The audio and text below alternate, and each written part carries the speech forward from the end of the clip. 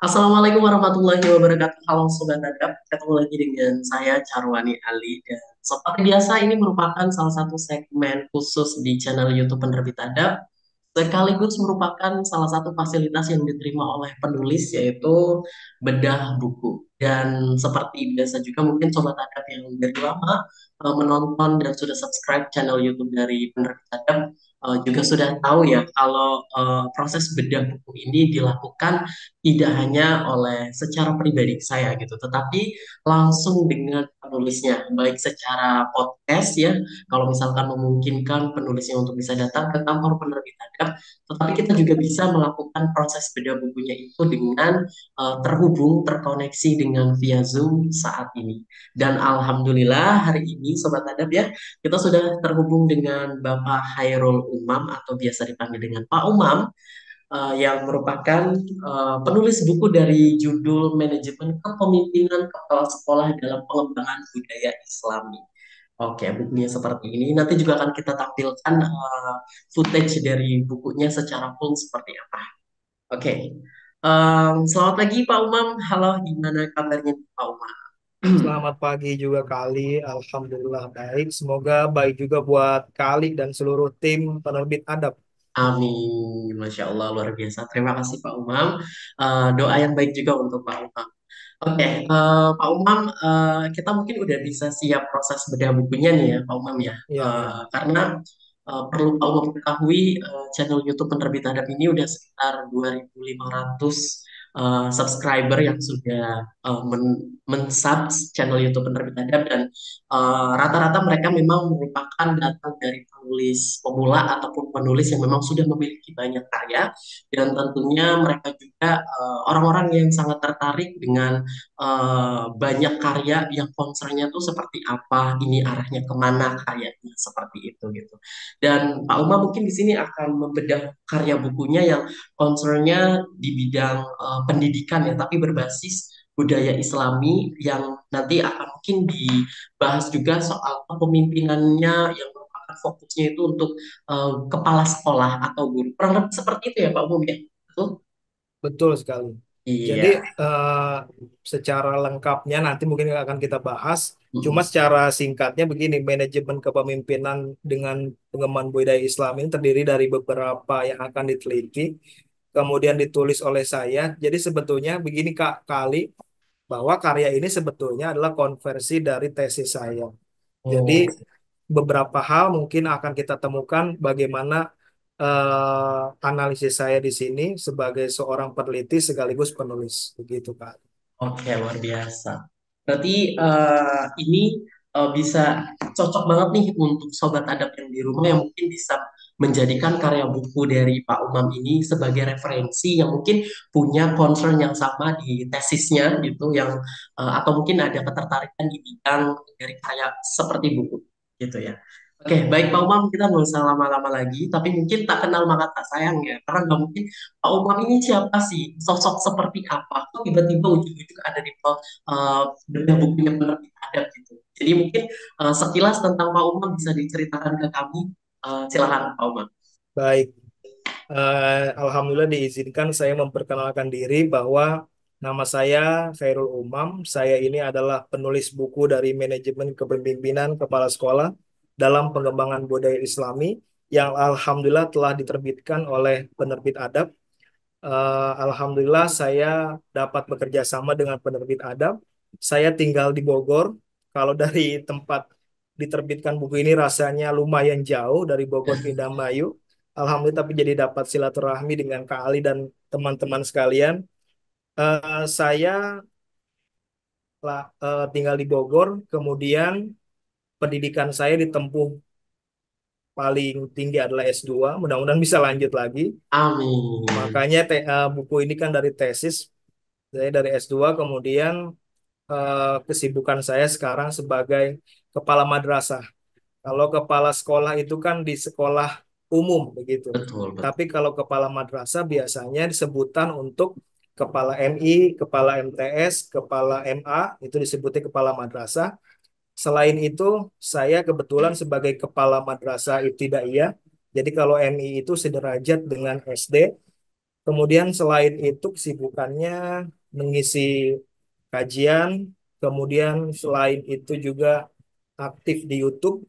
Oh, Alhamdulillah YouTube juga udah dapat silver lah. wow, Alhamdulillah. luar Jadi biasa. itulah kesibukannya. Ada gimana gitu dari sini ke sini. Alhamdulillah dinikmati, mudah-mudahan manfaat. Begitu kali. Oke, luar biasa. Oke, Sobat Adab tadi berdasarkan dari perkenalan dari Pak Umam ya, ternyata beliau ini bukan sekedar hanya seseorang yang gabut ingin punya karya terus terbitin gitu.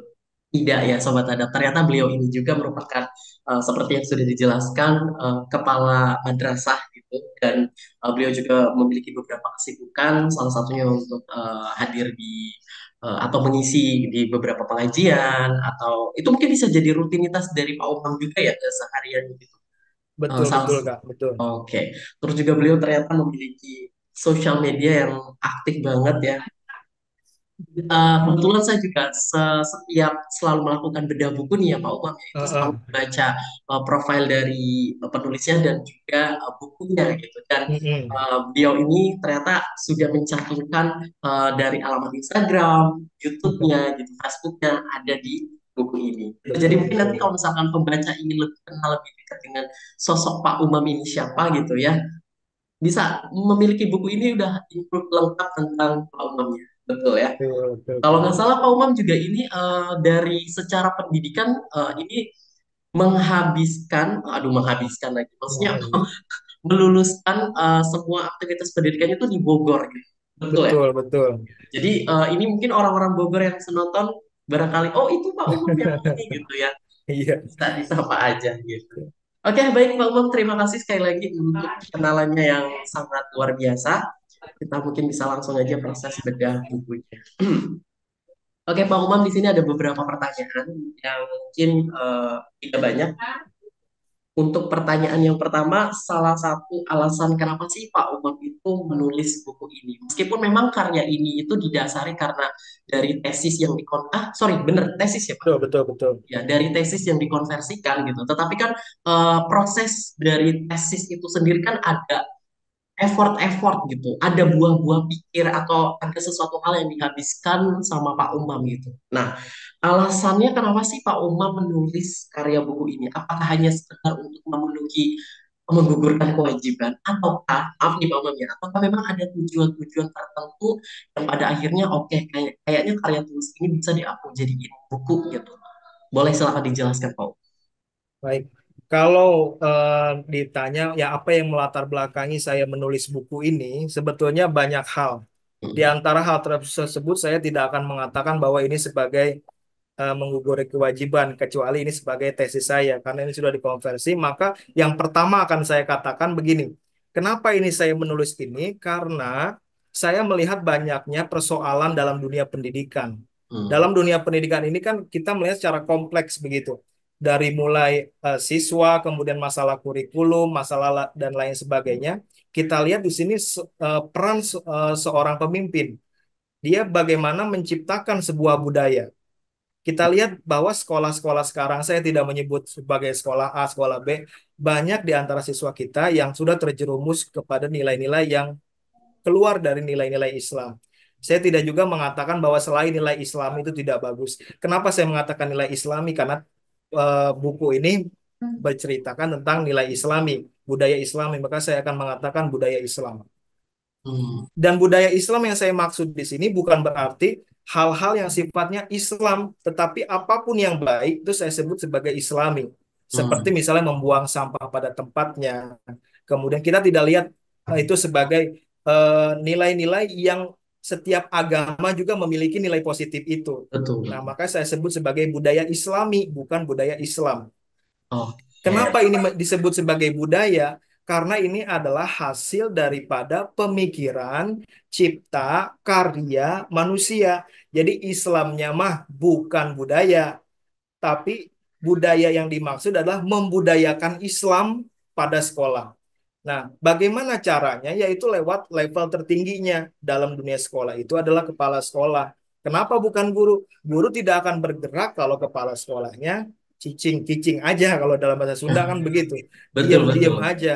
Maka kepala sekolah ini sebagai pemimpin, dia bisa menciptakan budaya, dia bisa melerai nilai-nilai yang sekiranya dapat merusak tatanan moral generasi muda. Contoh yang paling kecil saja misalnya, banyak di antara kita dengan guru misalnya sudah melupakan adat. Guru lewat begitu saja, dia lupa bahwa yang dihadapinya adalah seorang guru. Beda dulu dengan sekarang. Saya tidak mengatakan bahwa dulu lebih bagus, tidak. Karena Mm, setiap kita adalah berbeda fasenya. mm, Sekarang sudah era 2000-an ke atas, tapi nilai-nilai itu nggak boleh luntur. Nilai-nilai menghormatinya itu nggak boleh luntur. Maka mm, itu kita kehilangan. Kemudian yang lebih parah lagi, jika siswa itu sudah melupakan nilai-nilai kebaikan, nilai-nilai budaya Islami, di antara tadi tidak menghormati guru, akan melompat kepada yang lebih parah lagi, misalnya tawuran antar pelajar, kemudian free sex, narkotika. Itu salah satu penyebabnya adalah karena sekolah itu tidak punya budaya Islami. Kalau sekolah tidak punya budaya Islami, maka yang masuk ke sekolah itu adalah budaya-budaya luar. mm, Budaya-budaya luar yang dimaksud budaya-budaya yang negatif maksudnya ya. mm, Bukan mm. berarti budaya-budaya yang baik kita kemudian kita tinggalkan. Apapun budaya itu selagi baik itu saya sebut sebagai budaya Islami. Mm. Seperti misalnya menghormati guru, kemudian kalau dalam Islam itu ada disebut dengan sholat duha setiap pagi sebagai pembiasaan, kemudian melaksanakan kegiatan-kegiatan syiar Islam itu disebut sebagai Budaya budaya Islam. Islam, budaya Islami begitu Kak.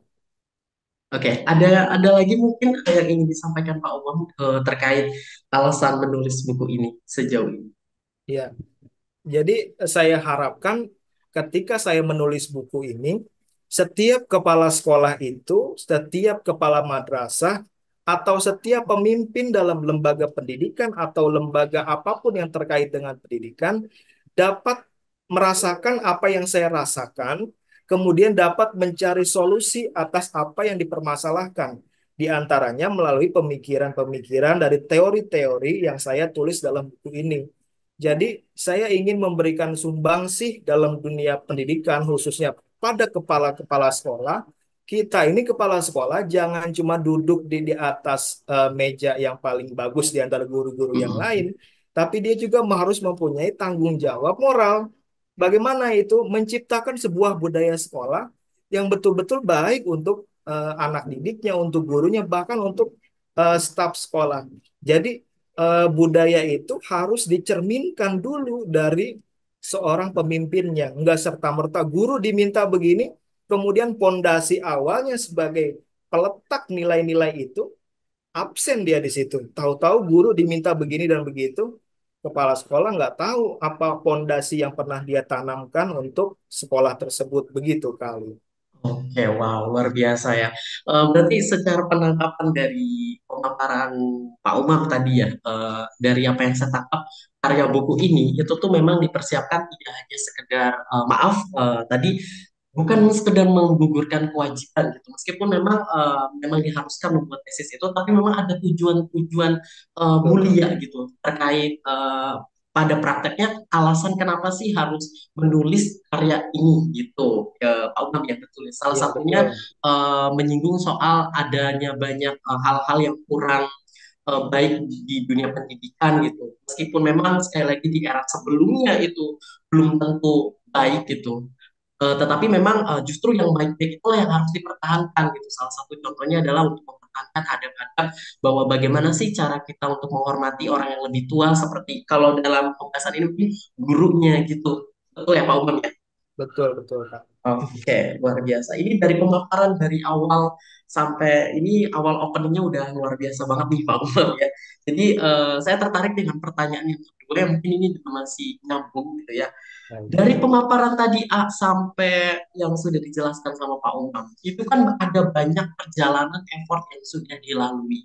Bahkan untuk memikirkan sesuatu ini sampai pada akhirnya bisa menjelaskan tadi gitu dengan wah gitu dengan tujuan-tujuan tertentunya, pasti itu nggak mudah ya Pak Umam ya, pasti gitu.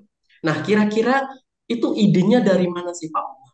Nggak mungkin kan tiba-tiba ujung-ujung, oh saya nemu ide ini, ya memang, oh ide ini nanti dikembangkan Tapi kan pasti nggak semulus itu, ada Iya, beberapa iya. perjalanan. Boleh silakan Pak Umam, untuk idenya datang dari mana nih? Iya. Yang pertama, kenapa ide itu tiba-tiba saya tuliskan? Pertama, saya melihat posisi saya. Mm-mm. Saya ini kan kepala kepala madrasah. Saya melihat bahwa permasalahan-permasalahan di sekolah itu cukup kompleks. Maka saya harus melakukan sebuah tindakan, melakukan sebuah tindak lanjut agar supaya kehadiran saya ini betul-betul bukan hanya sebagai pemanis bahwa sekolah ini memiliki kepala sekolah. Jadi Mm-mm. saya merasakan begitu. Jadi kenapa kok buku ini betul-betul dihasilkan dengan serius? Ya karena saya merasakan betul bahwa ketika sekolah itu kehilangan seorang pemimpin, maka yang terjadi adalah sekolah itu akan mencari budaya yang tidak sesuai dengan ajaran pemimpinnya. Jadi misalnya Mm-mm. begini, ada sebuah sekolah yang pemimpinnya itu jarang sekali hadir. Dia Mm-mm. itu hadir bahkan dalam 1 bulan hanya dihitung beberapa kali. Itu saya soroti betul, Kak. Saya Mm-mm. soroti betul. Ini kok sekolah, saya tidak menyebut nama sekolah. Ini kok sekolah kayaknya makin lama kehadiran kepala sekolahnya makin tidak terlihat. Memang betul dia pendidikannya tinggi. Jenjang S2 dia dia tempuh, kemudian sedang lanjut S3. Tapi kehadiran seperti tidak berarti begitu. Untuk apa adanya seorang kepala sekolah dengan titel tinggi, tapi kemudian kehadirannya itu seperti ada dan tidak ada. Untuk apa? Maka ketika saya menulis ini, saya ingin betul-betul fokus bagaimana supaya apa yang saya tuliskan di sini mampu memberikan kesadaran kepada kepala-kepala sekolah yang memang sudah baik, yang kurang baik, dan yang tidak baik itu. Sehingga mereka betul-betul memperhatikan, berpikir bahwa mereka itu memiliki tanggung jawab. Mm-mm. Bahkan mereka diberikan amanah untuk memegang sekolah itu harus memberikan dampak. Jangan hanya kita memberikan menuntut hak kita sebagai kepala sekolah, tapi kewajiban-kewajiban kepala sekolah sebagai seorang yang dalam undang-undang itu ada kompetensi yang luar biasa di antara kompetensi manajerial. Mana mungkin kompetensi manajerial ini dapat dicapai kalau kepala sekolahnya jarang hadir, Betul. udah berjarang hadir, kemudian sekalipun hadir, ya cuma setengah jam. Nah, itu yang jadi perhatian saya. Mungkin tidak semua kepala sekolah, saya tidak hanya Mm. mengatakan begitu. Ini mungkin oknum, sehingga saya ingin betul-betul mengatakan kepada kepala sekolah yang seperti itu, bahwa kita ini diberikan tanggung jawab, diberikan amanah oleh masyarakat. Kalau dalam sekolah swasta kan oleh yayasan. Kemudian apalagi di atasnya ada pengawasan yang tertinggi, yaitu Allah Subhanahu wa Ta'ala. Jadi kalau kita cuma sekedar main-main, ya nggak usahlah jadi kepala sekolah begitu. Kita kasihkan saja kepada yang lain. Dan jadi begitu, Kak. Jadi karena kita Mm-mm. merasakan kepedihan saya kan kalau kita belajar tentang pendidikan, kemudian kita melihat situasi yang nggak normal, itu batin kita nggak terima, Kak. Mm-mm. Kita melihat ini ada sesuatu yang nggak beres nih. Kita harus perbaiki ini. Maka dari melihat fenomena-fenomena itu, sekolah banyak yang tidak terurus karena ketidaksiapan seorang pemimpin, maka yang terjadi adalah sekolah itu makin lama makin liar, tidak ada pemimpinnya. Sosoknya ataukah perannya sendiri itu tidak bisa dirasakan. Begitu kan. Wow. Berarti secara sederhananya bahwa ide dari karya buku ini tuh datang dari terinspirasi karena posisi Pak Umam sendiri, bahwa oh, Betul. saya ini ketua madrasah nih gitu, atau mungkin secara umumnya kalau misalkan oh dia sebagai kepala sekolah yang dimana dia punya kuasa gitu untuk seperti ini untuk ini. Tapi kalau misalkan dirinya kita sendiri aja melihat bahwa kurang untuk dicontoh, bagaimana dengan yang di bawah. Betul, betul Betul. ya Pak. Oke, tapi ini saya sedikit ini sih ya Pak, setuju gitu, karena memang saya juga pernah bersekolah tentunya, Hmm, dan memang di setiap event itu pasti kalau yang berkaitan dengan dunia pendidikan ya, itu kan pasti ada pemimpin-pemimpin yang memang secara khusus dia diberikan tempat duduk yang jauh lebih bagus, terus juga paling di depan gitu, tapi iya, sangat-sangat sering, bukan jarang, sangat sering kadang dia hanya hadir untuk sepatah dua patah.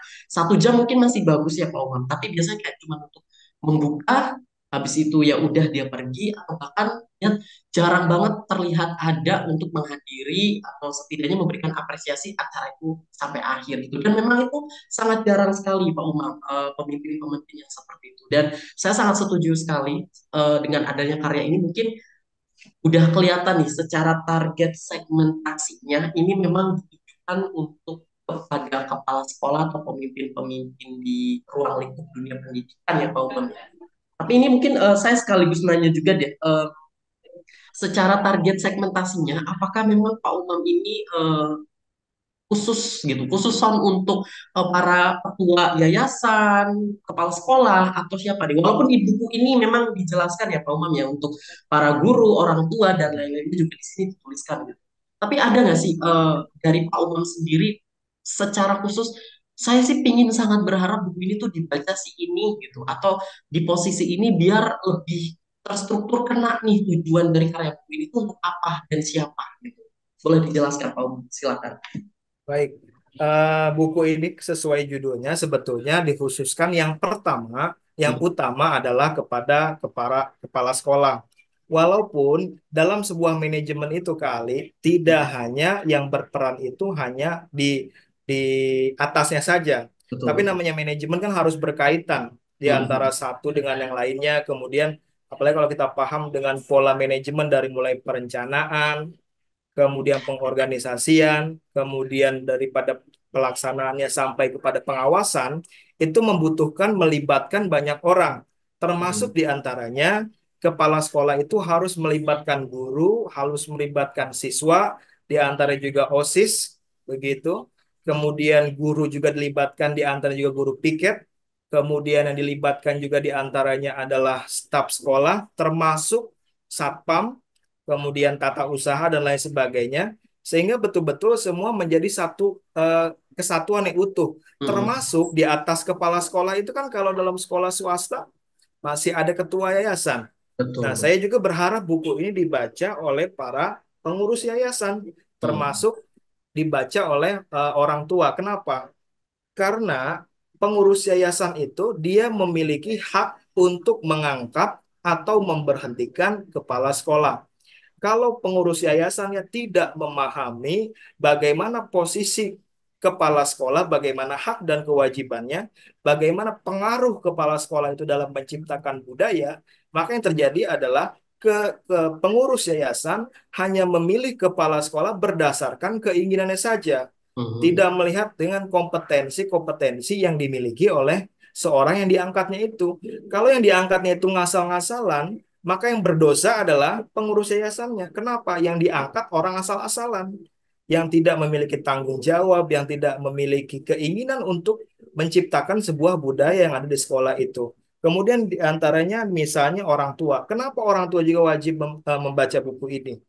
Karena orang tua ini menitipkan anaknya ke sekolah. Dia menginginkan ke sekolah-sekolah yang betul-betul memiliki budaya Islami.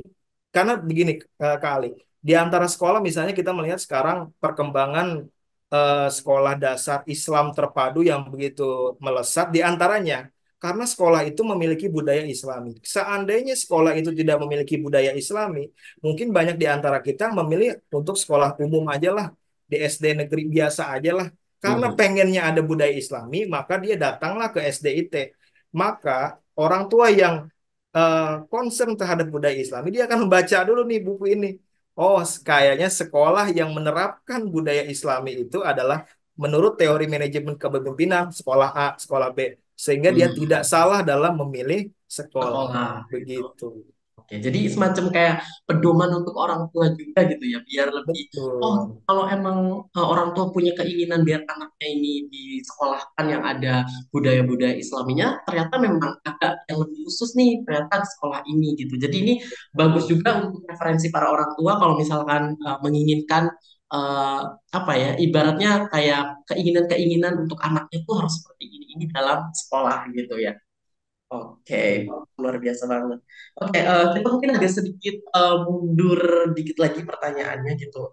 Terkait dari buku ini. Ini kan tadi kita dari awal membahas tentang kepala sekolah atau kepemimpinannya atau cara-caranya juga harusnya seperti ini.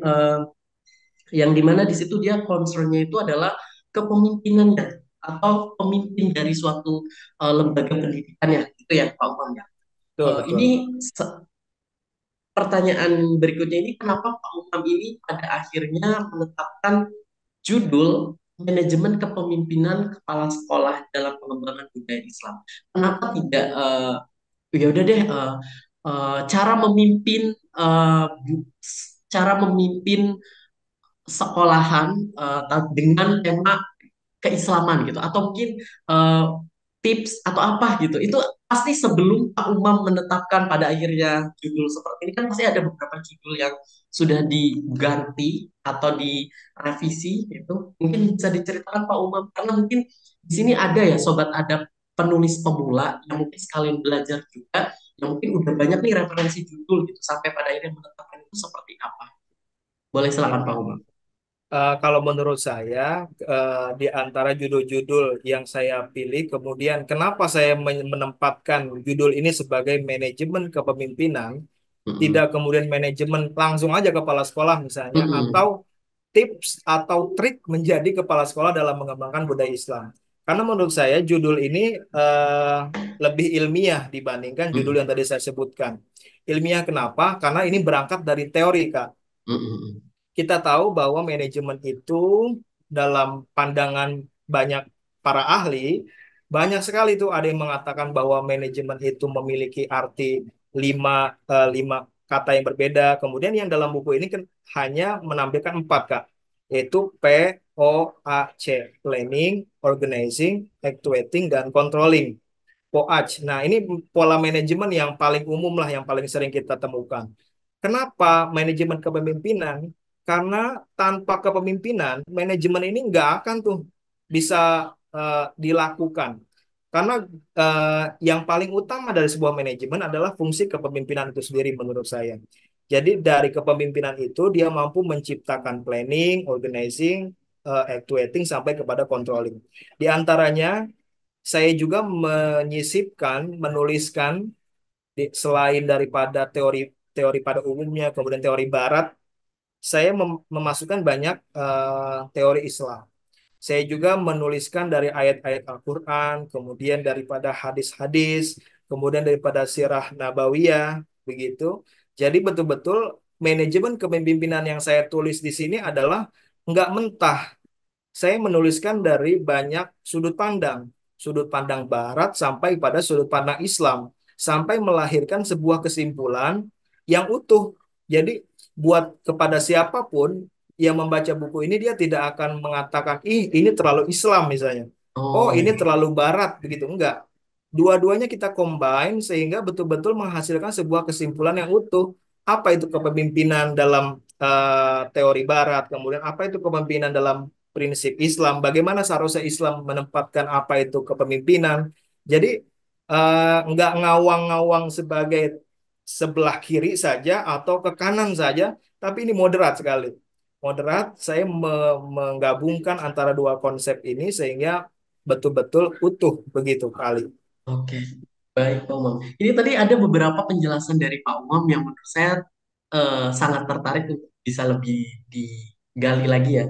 Tadi, sorry Pak Umam, Pak Umam kan kalau melihat dari judulnya ini, ada dua poin. Saya mau masih bahas di judulnya dulu ya, sebelum nanti ada satu lagi. Eh, Tadi sudah terjawab perihal pemilihan judul, tapi ada nggak sih dari Pak Umam sendiri kayak kekhawatiran eh, dengan memfikskan judul buku ini tuh kayak takutnya kurang misalkan kurang umum gitu, atau misalkan ada, kita tahu kan ya di dunia ini ada banyak jenis buku yang serupa seperti ini yang membahas tentang kepemimpinan dari seorang kepala sekolah, ketua yayasan yang berbasis Islami, itu banyak banget gitu. Nah, ada nggak sih ketakutan atau khawatiran dari Pak Umam sendiri, takutnya buku ini tuh karena orang kan pasti melihat buku itu dari judulnya, habis itu covernya. Nah, ada khawatiran nggak Pak Umam bahwa ini takut kurang bersaing nih dengan judul-judul buku yang lain gitu. Yang bahkan ada banyak sebenarnya bukunya biasa aja, tapi karena judulnya gong, dia laku gitu. Atau banyak yang membaca. Nah, kalau Pak Umam sendiri ada kayak gitu nggak? Atau yaudahlah emang saya pengen ini kok judulnya. Ya Kan boleh. kalau kalau saya melihat dari judul saya mungkin secara dibaca kemudian orang langsung, Mm-mm. wow, kayaknya enggak. Saya Mm-mm. yakin itu. Tapi kalau orang-orang yang berlatar belakang akademisi, dia akan melihat Mm-mm. dulu karena dia tidak terburu-buru dalam membaca judul. Kalau dia Mm. melihat mungkin kalau orang awam kan melihat begini, cara mudah membangun Ya, budaya Islami di sekolah. Orang kan wow gitu, betul, betul. fantastik banget dari judul itu. Tapi kalau dari orang akademisi dia akan melihat, oh ini manajemen kepemimpinan. Saya akan membutuhkan teori-teori ini untuk saya kembangkan. Dia akan melihat itu. Kemudian budaya Mm-mm. Islami, kok budaya Islami ya? Emang Mm-mm. Islam itu budaya? Islam itu bukannya Mm-mm. agama. Dia akan melihat itu secara perlahan. Betul Dia banget. akan melihat apa yang saya maksud, terlebih dari sinopsis yang saya tuliskan. Dia akan Mm-mm. semakin mengerti apa yang akan saya tuliskan dalam buku ini. Jadi kalau orang yang terburu-buru mungkin akan melihat judul saya biasa saja. Atau Tapi mungkin untuk kayak seorang terskip gitu ya Pak Ume, kayak ya ini kayaknya begitu. bukan ini banget gitu. Ah, Tapi skip aja lah, ini udah umum begitu. Tapi uh, kalau orang dari akademisi, semakin baru buku ini, apalagi walaupun sudah dibahas, dia akan mm-mm. melihat kebaruan dari ide-ide tersebut. Karena Mm-mm. bagaimanapun penelitian atau penulisan itu kan eh, melengkapi dari penelitian Mm-mm. sebelumnya. Jadi bisa saja mungkin sama, tapi isinya pasti beda. Saya Betul. yakin isinya beda. Karena untuk bisa jadi kayak referensi juga gitu ya. Iya, betul. Oke.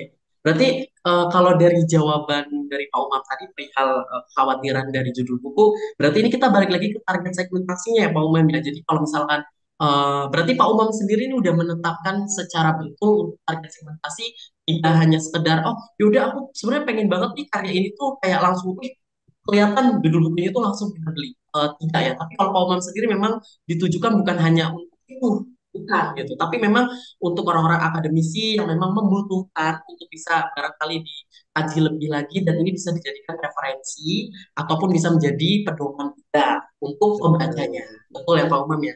Betul kali. Betul. Oke, luar biasa sudah terjawab. Dan ini saya juga ada tertarik lagi juga perihal di pertanyaan sebelumnya dengan jawaban yang barusan kita saksikan juga perihal eh, budaya Islami ini yang mungkin kita bisa tahu sendiri ya Pak Umam ya bahwa orang ini kan banyak dan biasanya kita pun dalam suatu ruangan bahkan dua orang aja dalam pendapat itu pasti berbeda gitu. Nah ini pasti orang yang membaca juga pasti ketika melihat judul buku ini tidak akan langsung ngeh budaya Islam lah. Emang Islam ini budaya? Nah itu tadi statement yang tadi saya sangat tertarik banget. Bukannya Islam itu adalah agama gitu kan ya. Nah pertanyaannya gini nih Pak Umam. Sebenarnya dari penjelasan pertama, ya pertanyaan pertama sampai akhir ini, buku ini tuh concernnya kemana sih gitu? Apakah hanya membahas tentang kepemimpinan suatu lembaga pendidikan yang memang tujuannya untuk menumbuhkan tadi salah satunya adalah budaya-budaya Islam gitu? Atau memang ada pembahasan lain yang sebenarnya itu dibutuhkan untuk orang lain juga yang maaf nih Pak Umam ya, kita tahu nih takutnya orang yang hanya sekedar oh membaca judul bukunya aja budaya Islami, oh berarti ini untuk Islam aja kah? Maaf gitu. Atau memang ini untuk yang sebenarnya enggak sih gitu. Boleh dijelaskan Pak Umam lebih detailnya seperti Baik, apa nih? baik. Heeh. eh, Budaya Islami yang saya maksud adalah membudayakan nilai-nilai Islami. Mhm. Jadi Islam itu bukan budaya, Islam itu adalah agama. Cuma Mhm. dalam membudayakan disebutlah sebagai budaya. Seperti misalnya ketika kita melaksanakan apel pagi di sebuah lembaga, itu disebut Mhm. sebagai budaya. Bukan Mhm. berarti eh, eh, apel pagi itu disebut sebagai sebuah sesuatu yang baru, karena itu menjadi budaya, dibudayakan, Mhm. pembiasaan. Nah, seperti misalnya budaya Islam yang saya maksud di sini banyak sekali sebenarnya kali. Kalau teman-teman semua ingin mengetahui lebih dalam, harus beli bukunya ini. Mm-mm. Kita bahas sedikit Minimal aja kali. harus baca gitu ya. Harus baca buku ini. Boleh silakan Jadi Pak kalau Umam. kita baca secara sederhana ya memang budaya itu adalah hasil dari pemikiran manusia. Islam Mm-mm. itu bukan budaya. Mm-mm. Tetapi kepala sekolah ketika dia menyatakan bahwa kita harus membiasakan sholat duha dan Mm-mm. anak-anak itu sholat duha, maka jadi budaya. Mm-mm. Kemudian Habit misalnya yang dilakukan habit. terus-menerus. Nah, betul. Nah, ketika sudah menjadi aktualisasi pembiasaan itu secara terus-menerus, maka kan itu akan menjadi budaya. Maka Mm-mm. budaya Islami ini tidak hanya saya katakan tadi, setiap agama itu memiliki budaya-budaya positif. betul, betul. Silakan setiap agama apapun membaca buku ini. Saya kira masih sesuai ya, selama Heeh. tidak diimani kan begitu ya kali. Betul. Karena saya tujuannya bukan ke situ kan. Heeh, Jadi heeh. bagaimana manajemen inilah yang dijadikan katakanlah landasan berpijaknya. Kalau misalnya Bapak Ibu sekalian dari agama Kristiani, silakan baca buku ini. Bagaimana saya menerapkan konsep-konsep itu. Jadi Heeh. sebetulnya buku ini hanya ada 3 bab kali. Bab Mhm. pertama itu membahas tentang konsep manajemen kepemimpinan. Kemudian bab kedua membahas tentang konsep pengembangan budaya Islami di sekolah. Yang Mhm. ketiga adalah praktik dalam manajemen kepemimpinan kepala sekolah dalam pengembangan budaya Islami. Jadi hanya 3 itu. Nah, ini kan hanya bungkusan. Bungkusan Mhm. kan dengan isi yang kita mau sesuai dengan dari latar belakang agama, suku, bangsa Mhm. dan lain sebagainya. Silahkan saja kita baca buku ini, insya Allah bisa untuk berbagai kalangan karena kita kan umat yang heterogen. Indonesia ini Mhm. banyak sekali agama. Silahkan itu dikembangkan oleh masing-masing kita. Mhm. Kemudian jadi kalau dari saya sebagai penulis buku ini bisa menjadi penambah kekayaan intelektual dari seluruh kita, dari akademisi, dari mahasiswa, para dosen yang ingin mengkaji ini nih. Coba kita eh, baca buku ini, kita akan temukan bagaimana saya menuliskan konsep, kemudian sampai melahirkan praktik. Jadi kalau dari buku lain kan mungkin begini Kak, cuma sekedar teori, teori Mhm. begitu ya. Nah di bab 3 saya itu adalah praktiknya. Jadi kita tidak hanya melihat teori seperti melangit begitu, ketika menerapkannya kita kesulitan. Tapi ketika saya menuliskan ini praktiknya, jadi ketika kita melangit dulu nih, karena kita butuh teori sebagai pijakan kita dalam mengambil sebuah pemikiran, kita baca dulu teori, nanti lama-lama kita akan dapat praktiknya. Nah, praktiknya ini bisa disesuaikan dengan keadaan sekolah kita masing-masing. Karena praktik yang saya tetapkan di sini adalah praktik berdasarkan pemahaman saya dan penelitian saya. Kalau misalnya di sekolah tersebut tidak memungkinkan, ya tidak digunakan atau ditambahkan atau dikurangkan. Karena ini tidak final. Apa yang saya tawarkan ini adalah rekomendasi praktik Mhm. manajemen kepemimpinan kepala sekolah. Begitu, Kak. Oke, luar biasa. Berarti ini maksudnya kenapa saya tadi bertanya seperti ini, semoga ini bisa mewakili para netizen yang mungkin nonton ya, sobat anak yang nonton. Karena kan kita tahu juga seperti yang disampaikan Pak Umam bahwa kita ini adalah umat yang beragam. Indonesia itu nggak cuma hanya satu agama. Nah, kemungkinan kan takutnya, oh saya tertarik nih dengan buku ini yang dibahas nih gitu. Tapi ternyata dia terhalang, oh apakah karena judulnya ini Islami jadi hanya untuk maaf gitu kan orang-orang beragama Islam gitu.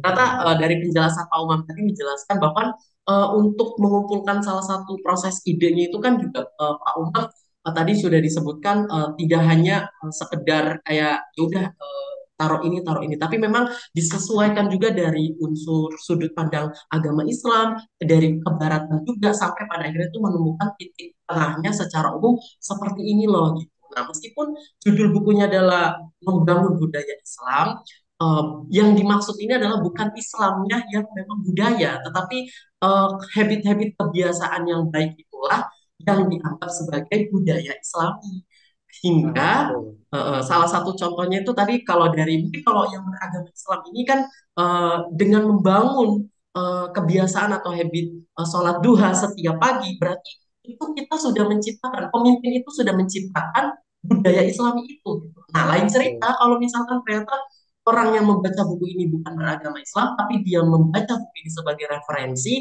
dan dia ingin membangun habit, misalkan diganti dengan cara eh, berdoa sebelum melakukan sesuatu, meskipun memang di semua agama juga diajarkan seperti itu, tapi kan ketika kita dibangun habitnya di suatu organisasi atau lembaga, itu kan lama-lama kita jadi terekam, berarti oh itu yang dimaksud membangun suatu budaya yang baik. Seperti itu ya Pak Umam, betul tidak menangkapkan Betul, saya? keren. Keren Oke. jawaban Kak Ali. Betul, sama kayak saya. Terima kasih Pak Umam. Pak Umam juga menjelaskannya sangat detail dan juga sangat mudah dipahami. Jadi sebagai saya sebagai kayak mendengarkan, oh oh begitu, oh iya gitu. Jadi sangat luar biasa banget nih Pak Umam ya. Oke Pak Umam, ini mungkin ada dua pertanyaan terakhir karena nggak terasa kita juga udah ada di penghujung, tapi semoga ini tidak menjadikan sesuatu hal yang kurang menyenangkan ya Pak Umam ya. Oke, kalau berdasarkan dari eh, penjelasan dari awal pertanyaan sampai mau di akhir ini, saya ingin tahu nih dari tadi kan kayak membahas ini seperti ini difokuskan untuk ini. Tapi saya tahu dalam mempersiapkan sebuah karya yang ini, yang mungkin orang awam, oh bikin buku itu, oh judulnya itu, oh ya udah gitu. Tapi saya tahu ini nggak mudah ya Pak umumnya. Pasti ada banyak sekali lagi waktu yang dikorbankan, pikiran, tenaga, yang mungkin biaya juga, dan lain-lainnya. Boleh diceritakan Pak Umam, ini pertanyaan selanjutnya, tantangan dalam menulis buku ini, itu apa? Kalau misalkan ada netizen yang mewakili Sobat Adat di sini, misalkan nih ada netizen, Pak Umam, saya ingin tanya dong, apa sih yang membekas, yang mengingat, yang menjadi kayak tantangan tersendiri tentang karya ini? Kayak, aduh, saya inget nih ketika mempersiapkan karya ini, saya inget banget di bagian ini sampai saya nggak lupa.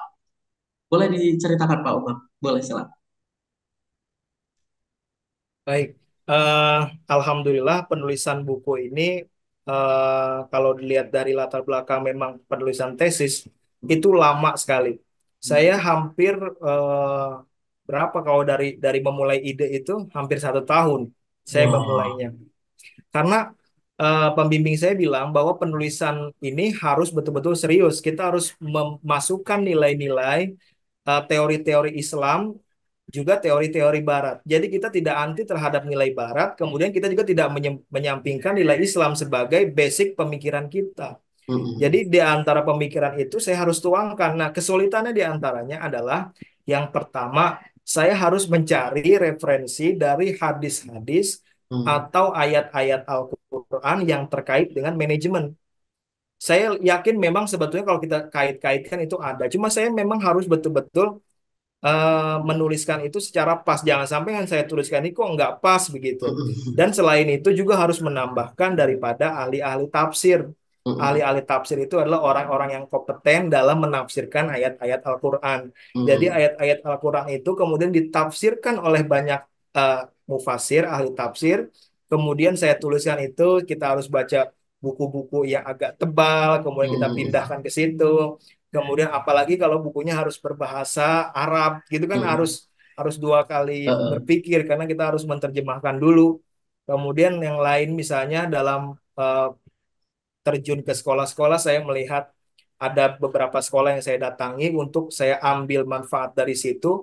Apakah betul konsep-konsep ini mampu diimplementasikan di sekolah tersebut. Dan ketika kita lihat juga kita hadirkan beberapa informan kita untuk wawancara. Nah itu sih Kak, kita harus datang ke sekolah yang saya kan datang ke sekolah itu bukan hanya sekolah yang dekat menurut saya ya. Mm-mm. Kalau Mm-mm. dekat mas sekolah saya sendiri aja saya datangi. Iya. Tapi kan saya nggak begitu. Saya sekolah yang betul-betul punya nilai plus di situ. Saya Mm-mm. harus datang berkilo-kilometer dari rumah saya, sekitar 2 jam perjalanan naik motor, itu saya tempuh untuk mendapatkan penelitian di situ. Jadi betul-betul penelitian ini bukan instan saya tulis kemudian tanpa pemikiran, kemudian saya seperti silogisme A, B menghasilkan begini. Tidak begitu. Kita Mm-mm. harus mengakuratkan teori, kemudian kita harus bagaimana dari teori itu kita berikan kepada praktiknya dan apakah praktiknya itu dapat juga disesuaikan dengan sekolah-sekolah. Artinya kan harus beberapa fase yang saya tempuh. Itu saya sampai, wah kalau diceritain, sampai Mm-mm. sakit rasanya. Kayak saya harus dimasuk ke rumah sakit. Begitu, luar Oh. biasa. Oke, luar biasa banget nih. Berarti effortnya itu yang Begitu. tidak benar-benar terlupakan gitu aja ya Pak Umar ya. Karena memang ada banyak proses gitu dari pemikiran idenya, mencari idenya, bahkan kayak harus kitanya juga gitu sebagai penulis itu harus datang, harus benar-benar kayak nggak mau karya ini tuh jadi kayak instan sederhana ya udah gitu. Walaupun memang kelihatannya oh ya udah buku gitu, tapi ternyata kan ada di balik sampai bisa diterbitkan ini panjang banget gitu, bahkan sampai harus kondisi sakit tadi ya Pak Umam juga sudah menjelaskan. Oke. Terima kasih Pak Umam sudah luar biasa berkenan sangat menjelaskan dengan baik gitu karya yang luar biasa ini. Mungkin satu pertanyaan terakhir aja ya Pak Umamnya sebelum saya closing. Harapan yang benar-benar pengen banget Pak Umam eh, capai atau lakukan yang berkaitan dengan karya manajemen kepemimpinan kepala sekolah dalam pembangunan budaya Islam ini tuh apa sih gitu? Atau memang ada keinginan yang mungkin ini agak sedikit misalkan kayak nggak ada terlalu berhubungan banget gitu, tapi mungkin masih ada sedikit berhubungan dan memang harapannya pengen itu gitu. Boleh silakan Pak Umar. Ya, saya berharap sih buku ini dijadikan sebagai pedoman, paling tidak dijadikan sebagai ya rujukan dari kepala sekolah ini kepada kepala sekolah ini, atau saya berharapnya yang lebih tinggi itu, misalnya pengawas dia Hmm, memberikan buku ini, ada nih buku begitu. Saya kan hmm, bermimpi kan begitu ya Kak.